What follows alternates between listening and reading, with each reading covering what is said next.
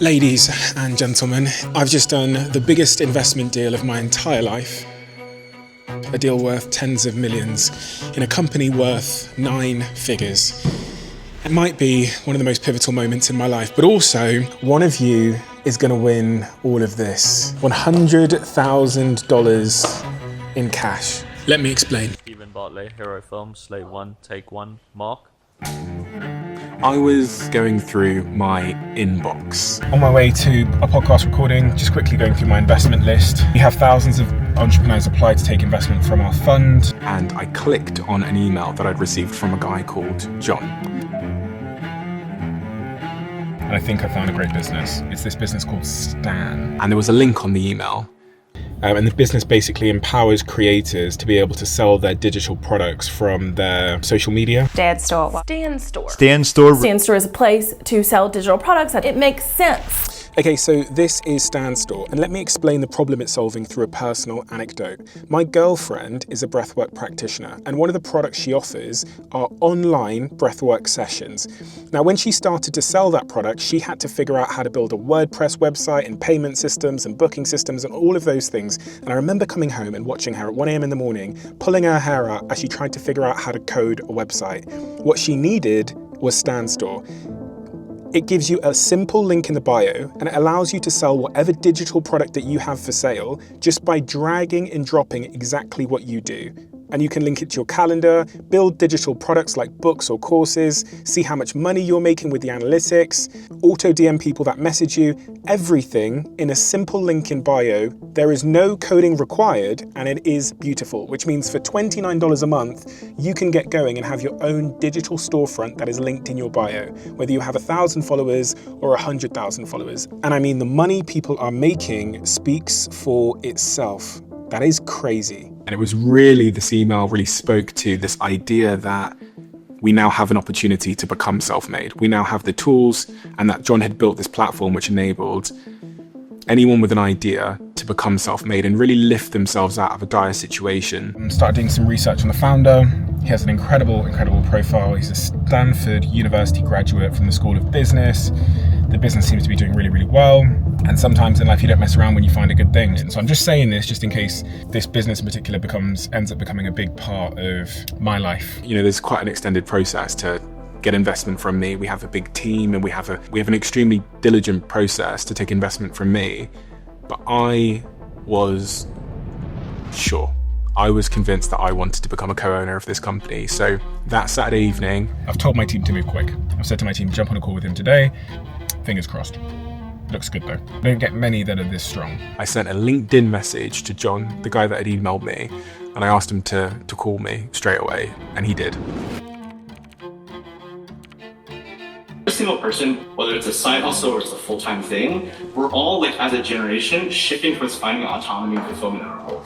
All of those people are waking up to the realization that social media isn't social media anymore, it's just the new marketing channel.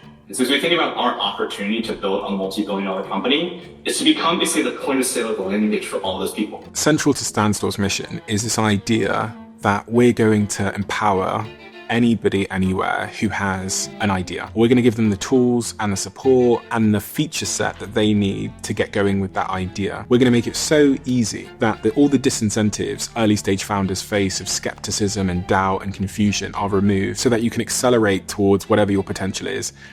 Yeah, have you got any other questions you wanted to ask me at all? Is there anything you want to know? The first one is, I'm curious how you'd want to be involved with a company like this. If the job was to get to $1 billion company in the next 3, 4, or maximum 5 years, I think I could help that. And actually, one of the things that I think is really compelling me to this from like a romance perspective is one of the missions in my life is to empower entrepreneurs. Is getting the 18-year-old Steve Bartletts that were sat in that room, shoplifting, without money, clueless about how you changed your life, giving them the tools to empower them to level the playing field. I am the youngest of 4 siblings, so I've got 2 older brothers and I've got an older sister. All of my older siblings were significantly smarter than me in every way. My older brothers rewrote the textbooks in their maths classes and their science classes because the textbooks weren't hard enough.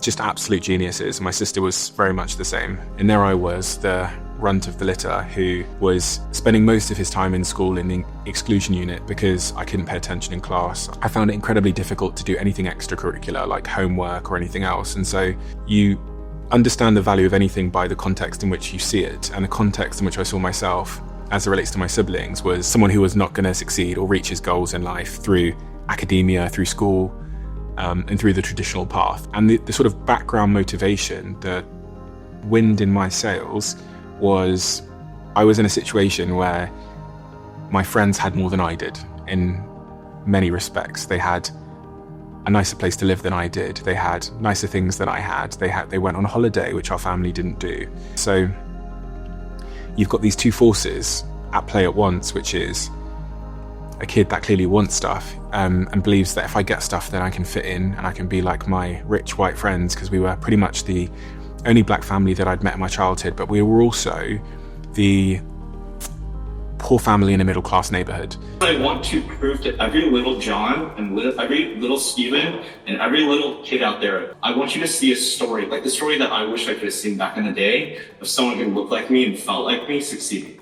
Amen. So I say all that to, and I think we're fairly aligned on things, and I'm just really excited for you to get to meet more of the team and to know that opportunity better. Thanks, Molly. See you Thanks guys. so much, Take care. John. Thank you. Bye. See ya. Bye. See you soon.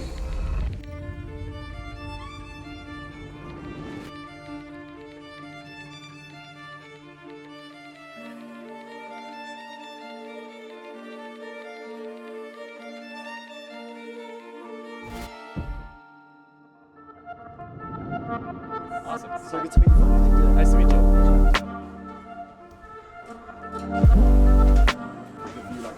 Thank you very much. Hey everyone. Hi, this is Steven.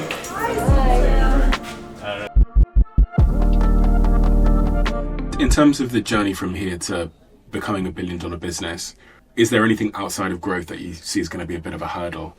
It's just the implications of growth. It's just hiring and execution. Yeah. This is a big thing I see actually in my portfolios. Generally, founders don't have a bias towards thinking hiring matters, especially young founders or first-time founders.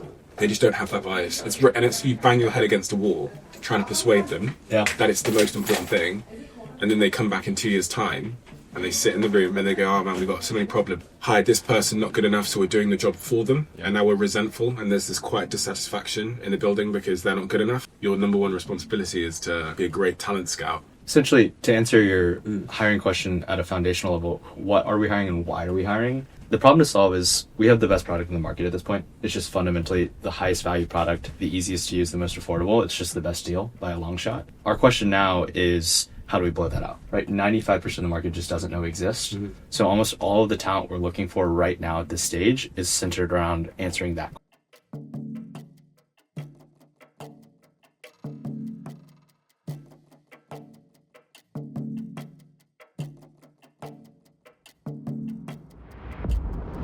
Hey team, I've just finished a meeting at Standstore's office in LA.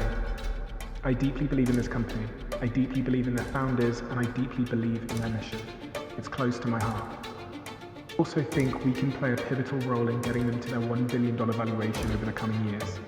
I've written up a strategy that I believe will help to get them there. I'm going to leave this with Christiana Brenton and Jason Bartlett on my end to propose top-line deal terms. Just to be clear from my end, I would like to go all in over the long term. Thank you. Stephen.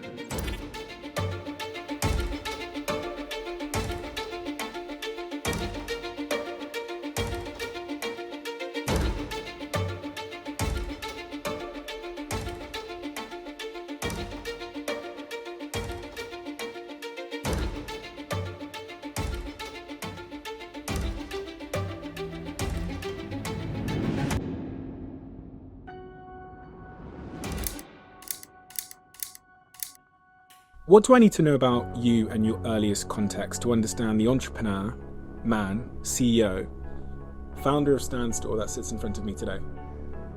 I think entrepreneurship is a trauma response, right? I was born to a single immigrant mom in the South of the United States. No one ever looked like me. And I think building this business, Stan, is a physical manifestation of how I wanted to be seen in this world, right? So first I did all the things that society tells you to do, right? I went to a 4-year undergrad, I took on student loans and worked nights and weekends as a waiter to pay off my loans and go to school. And then I remember the moment where I thought I had made it, where I thought my journey was done, was I cold called my way to a job on Wall Street at Goldman Sachs. And you very quickly realize on the other side, like, oh, wait a minute, like none of my bosses are happy. I'm working 100-hour weeks, but for what purpose? And that was really the start of my soul searching journey of like, what actually do I want to do with my life? And so that's this story of figuring out, hey, like this whole TikTok thing is really interesting. Like I could make content that helps other people. And out of that came an immense amount of happiness and fulfillment of like, holy shit, for the first time in my life, I get to be creative. Number two, I actually get to help people. And then the last key variable that was really the problem to crack as the business mind was, how do I make money doing this? And so that was the birth of Stan.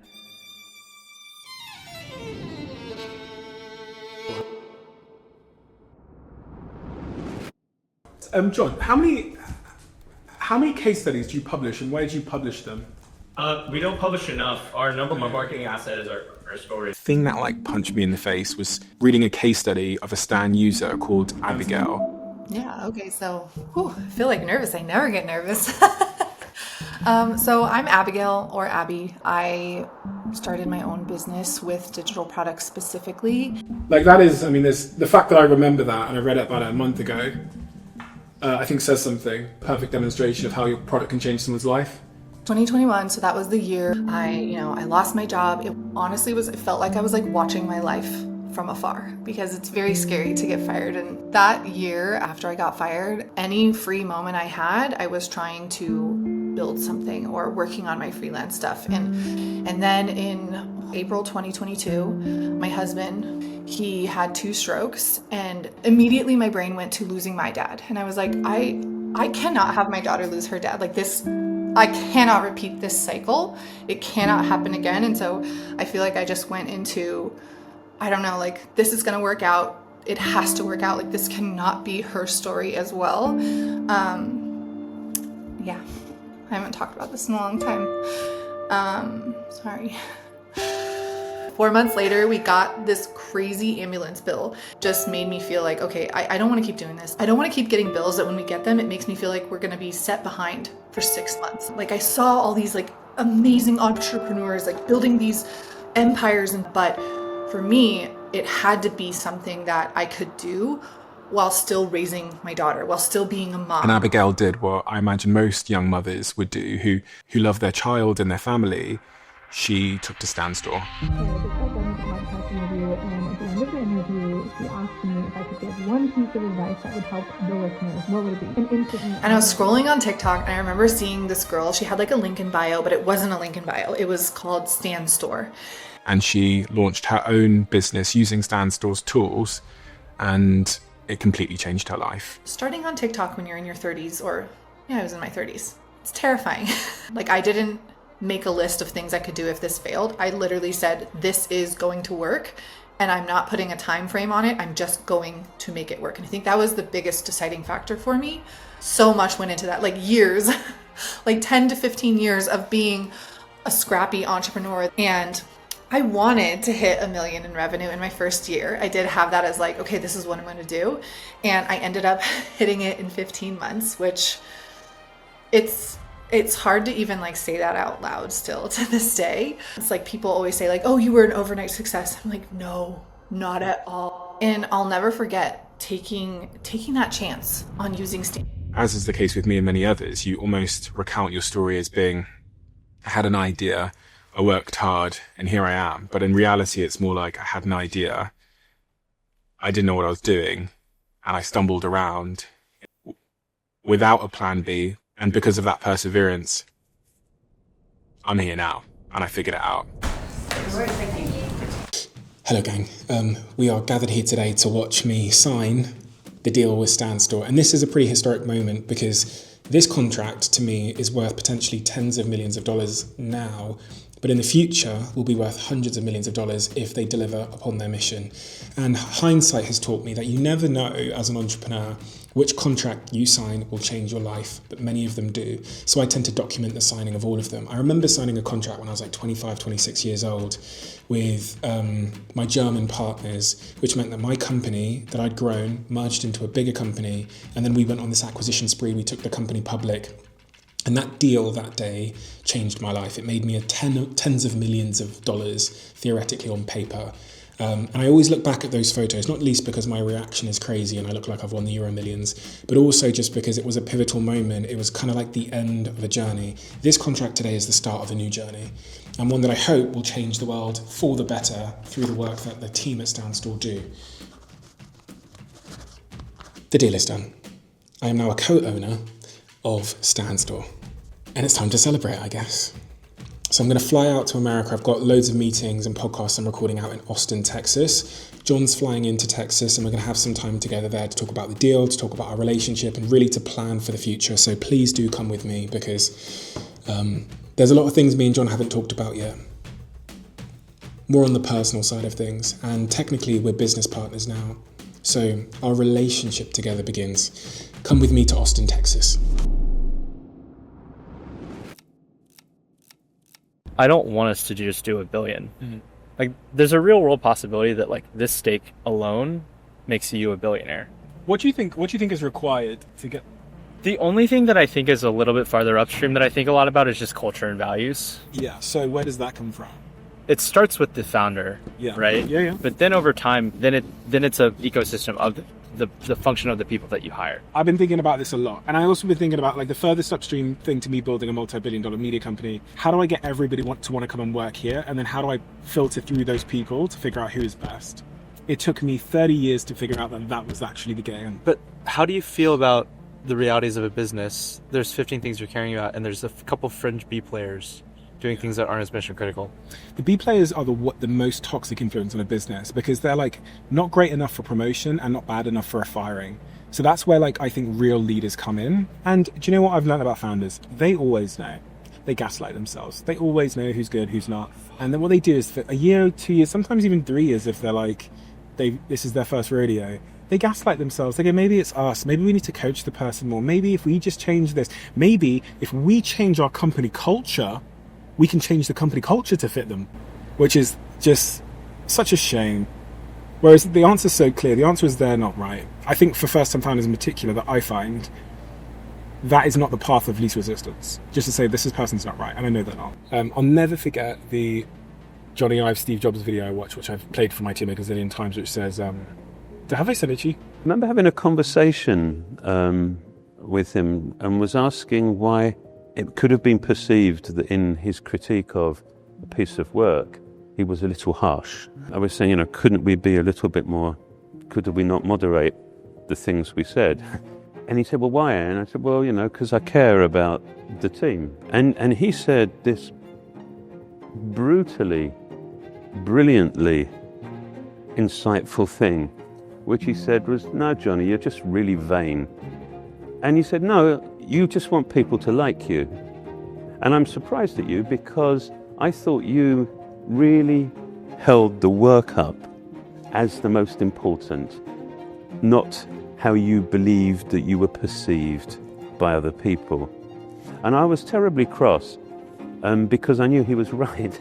I remember watching that 7-8 years ago, and it really just like hit me, because I was like, yeah, actually that's, you think it's you're putting the work first. You're not. You're putting your own need for like validation and being liked first, and it just holds people's potential back in such a profound way. My intention for showing up here is also for us to set expectations. Yeah. Because I was like, this is not going to work out to the nth degree we both wanted to work out unless we both set expectations. Yeah. I was first going to ask you, how are you feeling about the deal? Next question, how are you feeling about working with me, very honestly, 1 to 10 scale? It's probably an 8. Okay. And again, the 20% is just uncertainty. Sure. I think it's that last 20% is just, you don't know the person properly. As you start to understand me, I think you should think about me as like a very prototypical, like visionary storyteller, creative founder. Yeah. And so it just comes with its trade-offs. What are the trade-offs? Emotional. Yeah. Right? Because I think emotion is what drives the artist. Emotional in what context? Everything's personal to me. Yeah. I think one of the reasons why Stan has been and will be successful is because it's so deeply personal. Well, come here. Can I ask you some questions?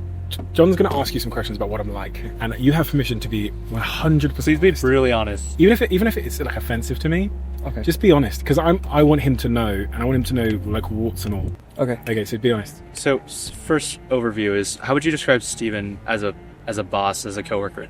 So I think the one thing that Steve is best at is pushing you a lot further than you think you could go. Sure. High standards, the Sure. highest possible standards. Sure. And a requirement that the people around him are willing to uphold that. Where do you think we'll get into conflict over the next few years? Are you like an urgent person? I'm pretty urgent. Okay.